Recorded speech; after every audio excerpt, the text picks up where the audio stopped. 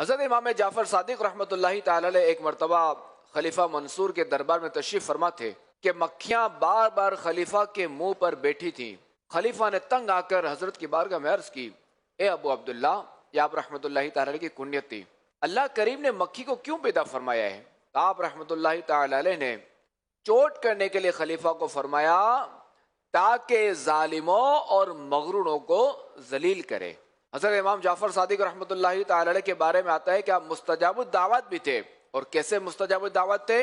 آئیے یہ سنتے ہیں۔ مستجاب الدعوات وہ کہ جن کی دعائیں قبول ہوتی ہیں۔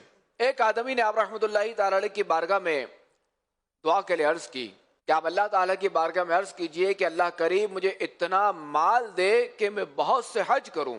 آپ رحمۃ اللہ تعالی علیہ نے دعا کی، اے اللہ کریم اسے بکثرت مال عطا فرما تاکہ یہ اپنی زندگی میں 50 حج کرے۔ چنانچہ اسے اتنا مال ملا کہ اس نے پورے 50 حج کیے۔ جب 51 مرتبہ حج کے لیے مقام جحفہ پہنچا اور غسل کے لیے نہر وغیرہ میں گیا تو پانی کی تیز موجیں اسے بہا کر لے گئیں اور وہ اسی میں ڈوب کر فوت ہو گیا۔